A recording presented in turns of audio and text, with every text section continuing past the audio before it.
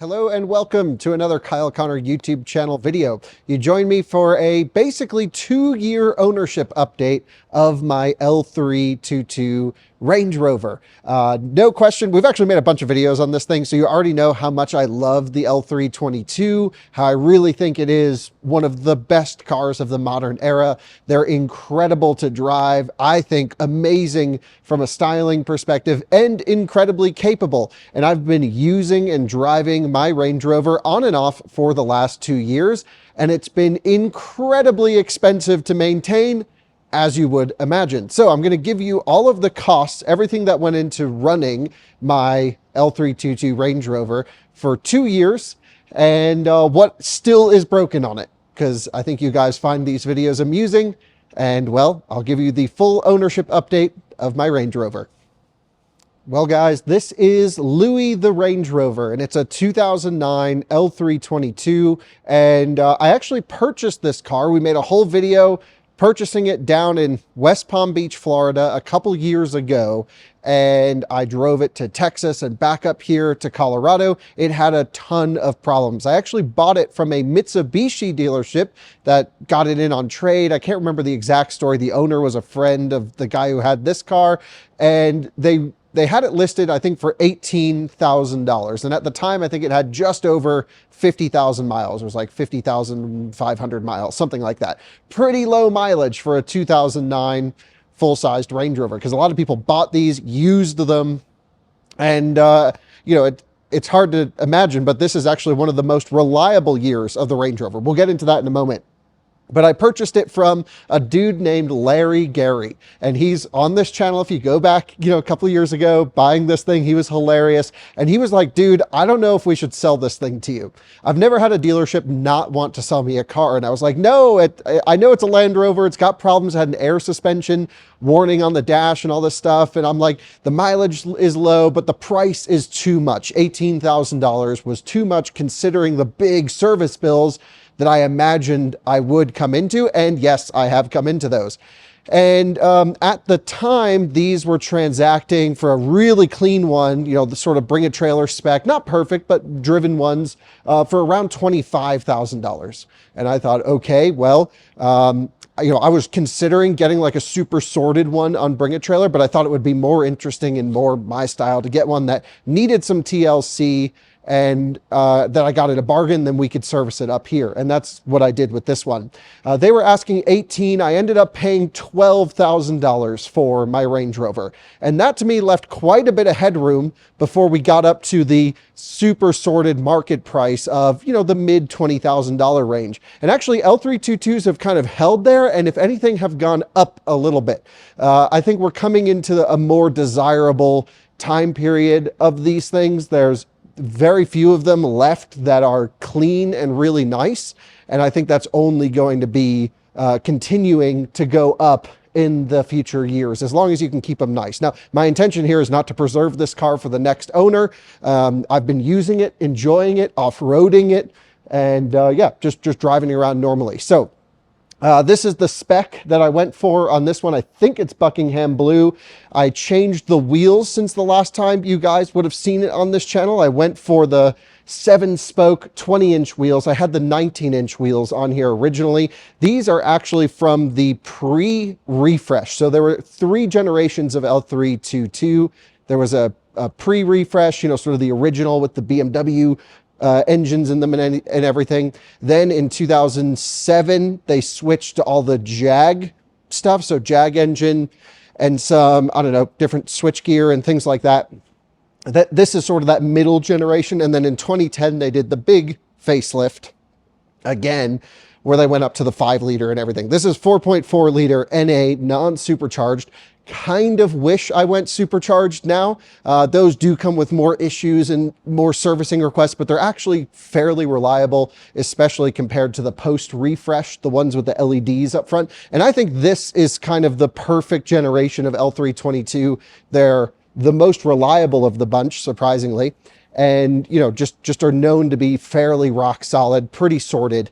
They were pretty bad originally and then actually got worse after the refresh in terms of reliability. But functionality, power, everything increased for the third generation, which that's the one thing this thing is struggling with, is the performance. Up here at elevation, we live in Colorado, getting it up the mountain passes, even just cruising on the highway, it's always going 6th, downshift to 5th. If I'm doing 80, 85 miles an hour, it just is always hunting for gears. And I feel like if I had the supercharged version, it just would have had a little bit more low down torque to pull me along the highway. And so anyway, I went for this one in 2009, the last of the second generation. We changed the wheels, and of course I've gone for Nokian tires. I actually have two different sets of tires for this one. I have the Outpost NAT, which, oh no, sorry, excuse me, the Outpost APT, which is sort of their light all-terrain tire. It's more of a style upgrade, but also is okay on the dirt.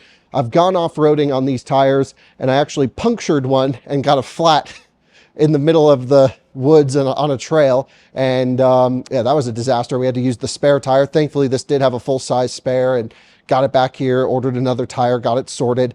But that was, you know, just, you know, and I had the truck aired down as well. So, you know, is what it is, but that's an adventure. And I think we have that video posted on this channel. But I really like the look of these 20-inch 7-spoke wheels. To me, this was always the perfect wheel for the L322. I have it stationed here in the high suspension setting. In the normal suspension setting, it just sits a little bit lower. Other than that, inside, if you guys want to come take a look in here, it's held up unbelievably well. It's, you know, super nice in here. Couple little creases and creaks in places, but the steering wheel cleaned up nice from when we first took delivery. It was super greasy and bad. The only thing, like we mentioned in the early videos, that I can't figure out are these creases in the dash here. It's very odd to just have the dash break up like that. I've not really seen that on other Range Rovers of this generation. I don't know how it happened. I don't even notice it anymore getting in and out of here. But anyway, that's really the only thing that I just can't explain. The back seats, by the way, super clean. It's almost like no one ever sat back here. I mean, this is very nice. And honestly, I don't think anyone has ever really sat back here since I took delivery of it. We don't really use it. The dogs go in here more than people, of course.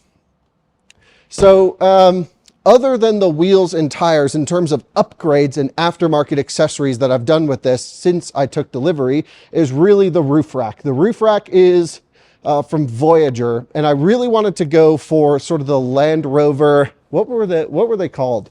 Some expedition, gosh, I can't remember the name of it, but there were these early L322s in orange that they did this, like, oh, the E4 Challenge or E3 Challenge is what they were called, the Challenge series. And I wanted to get like a Challenge roof rack, and I scoured the web in the UK and all over the place to try and find an original Challenge roof rack. And actually my buddy Jerome, who used to work for us, he has a couple G4 Challenge Land Rovers.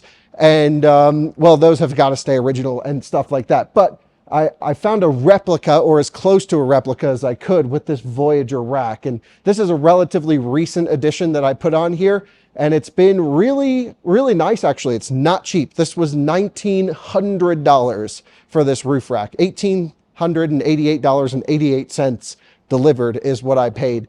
But I went for some upgrades. I got a mesh top up here, and so we can actually kit this out now that we have it installed. The install was very easy. Jordan and I did it. Just a couple screws into the roof and it's on there, super sturdy. The one thing I can definitely tell is the wind noise has gone up. It did come with a front fairing that I chose not to install just for styling, but on the highway, it's very loud, it's very noisy, and I can actually feel the extra resistance, you know, now it's really hunting for gears on the highway. So I may actually end up putting the fairing on there. Other than that, though, it has just been maintenance.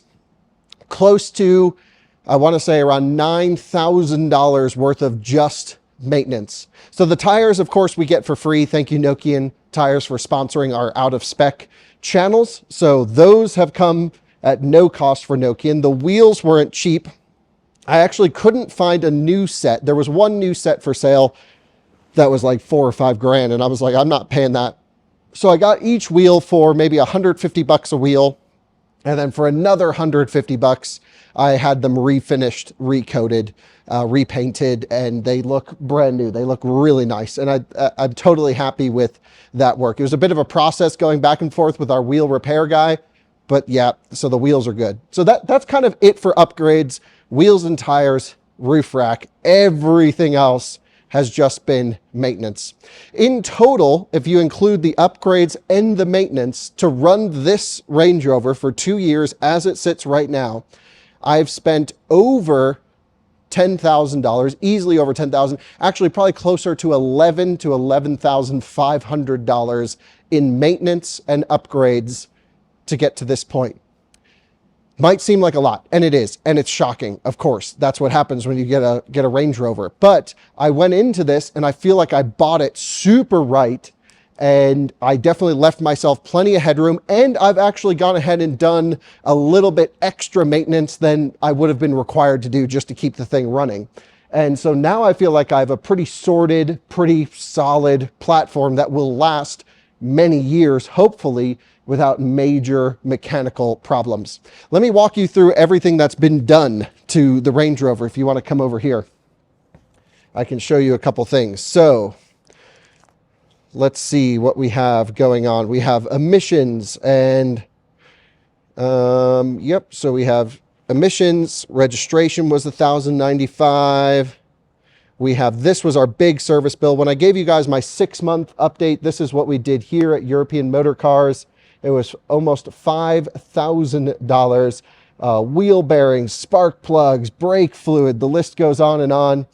We ended up with a alignment as well. So that was one major service bill. The next, we took it to a Land Rover specialty shop because I was having an air suspension issue, which is not uncommon to have with Land Rovers, of course. And actually, I bought it with an air suspension issue. The issue that it had when I bought it was that the air suspension wouldn't lower. Most of the time when you see these things, they're just sitting on the bump stops on the ground. My issue was actually a clogged exhaust valve in my air compressor, and it couldn't dump the air to lower down. So it would build pressure, and then it would just get more and more pressure, and it'd go higher and higher, and then it could never lower down. And on the first road trip, I actually did some research, unscrewed that muffler, the exhaust muffler, to make it not sound like it's dumping a ton of air. And then it just worked perfectly. And I was like, oh, damn, that's crazy. So took a gamble on that, thought it worked out, still required an entirely new suspension system. And I'll walk you through what we did. And I ended up not going with JC's air suspension stuff for everything. I had them do some work, and then I used another shop here in Fort Collins, BG Automotive, who did a lot of stuff for us as well. What they ended up doing was actually removing and replacing the front air suspension, doing an alignment, replacing the valve block. That's where I had a leak coming from, where this is where you have your main compressor and it splits the pressure front to rear. We did coolant stuff, and then of course another alignment after that. There's some more as well, but essentially that is the main stuff. So to walk you through the $11,000 worth of maintenance that we did, this thing required, initially I had them change every single fluid: transmission fluid, engine oil, coolant. We did an entire fluid exchange, transmission, everything. So all new fluids. Then it required a transfer case bushing or bearing. So we pulled that out, replaced that arm. That was quite expensive. And that was actually, could have been pretty detrimental if it broke to the entire driveline. So we got that all sorted. Then it required a new air compressor for the entire suspension system. We replaced that entire assembly along with the entire front damper and air strut up front. The rear is still on the original airbags that it came on. Surprisingly, those are actually some of the ones that last the most. Then we replaced the valve block that does the transition front and rear. I had the entire air conditioning system gone through, deodorized, and I was complaining about a noise to the shop, and this is one of the reasons I actually went to a different shop. And I said, okay, every time I put the fan on, I can hear a compressor belt or something spinning. And they thought it was the blower motor for the HVAC system. It turned out to not be that issue. I can't remember exactly what it was, but it was something simple. And they quoted me $7,000 to replace the blower motor because they would have had to pull the whole dash out, replace it, and put it all back together. Really glad I got a second opinion on that one. And now we found, actually through this Range Rover, a fantastic shop here in town who actually has one of my cars right now. So we've got a great mechanic, very reasonable pricing, and I think that's just something you need to have when you have a Land Rover like this, or of course doing a lot of DIY work is there. My issue is I don't have a lot of time or mechanical skill, and I would probably break it more if I tried to work on it. So actually what was interesting is when we put the entire suspension assembly in the Range Rover, it actually had a Carolina squat to it. The front end was sitting way up in the air, and I'm like, okay, that's crazy. So I took it back to BG and they're like, oh, damn, our programming must have failed. So we recalibrated the whole thing to factory settings, and we actually put a tiny little lift on it. So now the factory ride height sits just a little bit higher. The high ride height comes up maybe 1/4 of an inch higher than it should. And I just think it looks a little bit better when it's just up a little bit more. So all of the service totaled to about $9,500 or so, something like that. Then you add in the roof rack, the wheels, and again, the tires haven't cost me anything because of Nokian Tires being a great sponsor of Out of Spec. That was super cool of them. This has cost me a lot of money. What's left to fix, you might ask? Well, there's 2 or 3 more issues left to fix. And let me show you one of them in here. So actually, if you can come around to the passenger side, another thing I had to do was actually order new keys. These were cheap. That was like $50 or something like that. So anyway, we'll just keep the lights off since we're in here, and we'll turn the fan off. But one of the problems is this infotainment system is completely dead still. It hasn't worked when I got it. It still doesn't work. A main problem of these, if we come around to the trunk, I'll show you what actually is causing a lot of this. So come around back, and I'll open up the back of this thing for you guys. One last item that I actually did replace that I forgot to include was I replaced this light, which is an aftermarket one, and this one, which is the factory one. The problem is at night they look a little bit different, so I'm going to track down where I bought it from and buy another aftermarket one for the driver's side here, just so everything lines up and matches up. Also, the registration just expired on this one, and it's already been renewed. I just haven't gotten the sticker in the mail for the Range Rover yet. A main cause of this not working is what's going on in here. And one of the problems you can see is I think whoever had this Range Rover before me tried to solve this problem. The thing is, Land Rovers tend to leak and they rust back here. And one of the main things on an L322 you want to look for are these rust spots. This one, unfortunately, does have a tiny bit of rust here on the tailgate, or on the trunk lid, I should say.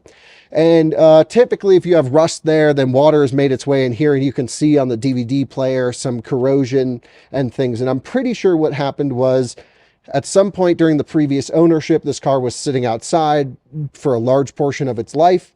I can tell because the roof's a little bit faded in terms of paint. It probably just, just used as a car. No one ever really cared for it.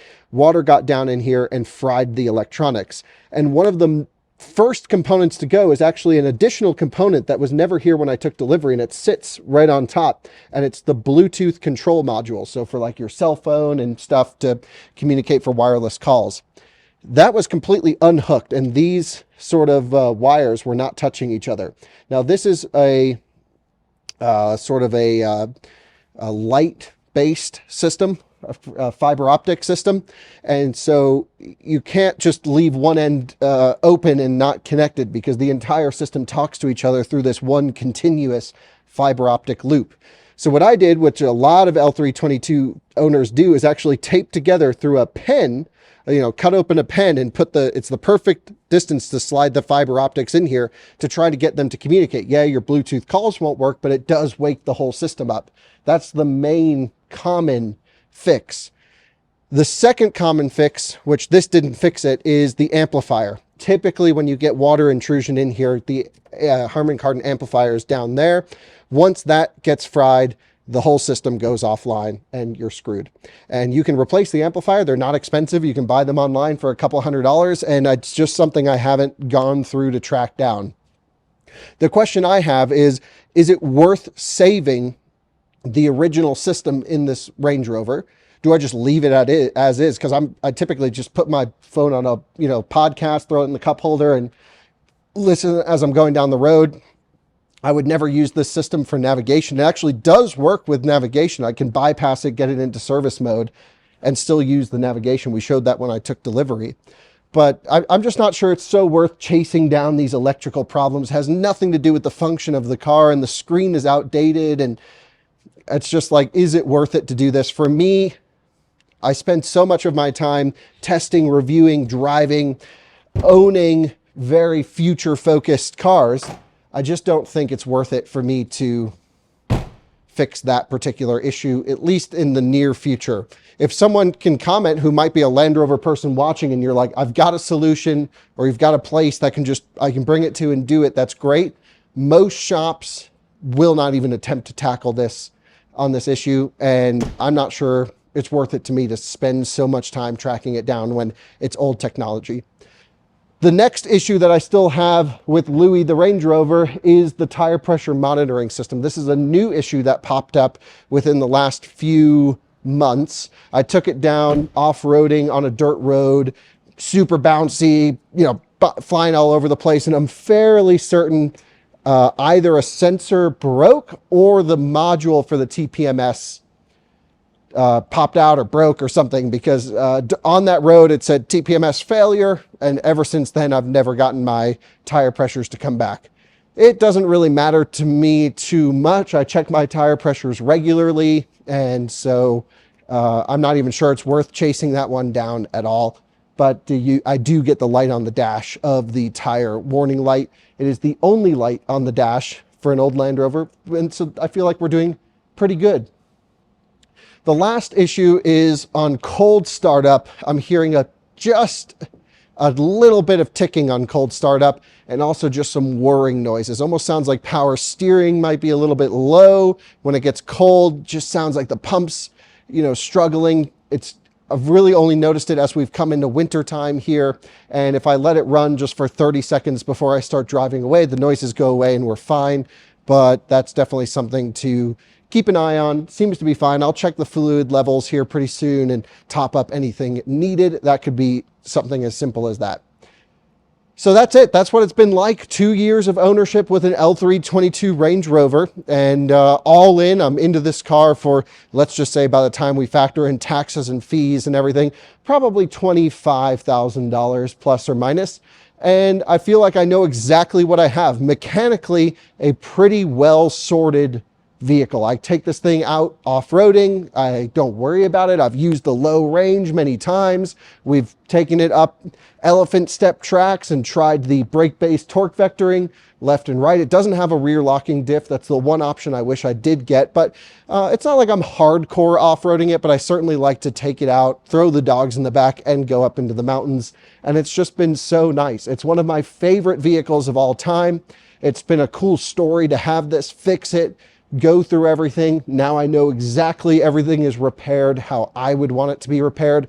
I think one of the issues when you buy a sorted one is, did someone just buy one, hack job together stuff, clear code so the check engine light doesn't come on, and then you're stuck with paying a premium for a sorted one, you think, and then you have to do all this service on top of it.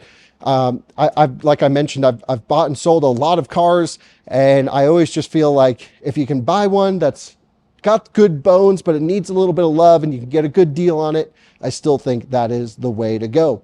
And if you're thinking about buying an L322, well, I would highly recommend it. Now is kind of the time. I think like I mentioned, the values are kind of staying nice and steady. If anything, they're getting a bit more desirable. This generation of the early to mid 2000s cars are starting to come up in the enthusiast space. I, of course, appreciate them. And a lot of people like my age are now actually coming into some more money where they can afford something like this as an extra vehicle to play around with, or keep it in the garage as sort of a, I would say a great way to remember what makes a Range Rover a Range Rover. Now, I also own a classic Range Rover, Judy. Love that one. Maybe I'll do an update for you on Judy sometime. She's sitting just outside. Just took her for a drive today. But yeah, love Land Rovers, love the L322. It's now that it's sorted, it feels like it's just going to keep on trucking. Ever since I've done those big services, it starts every single time, first click, never gives me an issue. If I park it for a really long time, I will throw it on a battery tender. But it's a Range Rover, and it's, you know, it's a little beat up around the edges. There's a couple little rust spots, but it's also a Range Rover. That's what they should be, a working vehicle. And it's been a fantastic dog hauler and daily driver at times. I'll tend to drive it for a week and then put it away after a little while. So thanks so much for watching another Kyle Connor YouTube channel video, an update on my L322. Some of the crazy servicing that I had to do, replacing the air suspension, going through and, you know, changing every bit of fluid, getting everything exchanged on this car. And now I feel like I'm pretty well set to go into the future. Hopefully I won't have to make another update video for you guys for another year or two on this one. But of course, we're going to do some more videos with Louie the Range Rover as time allows. So thanks so much for watching, and we'll see you on another one again soon. Bye-bye.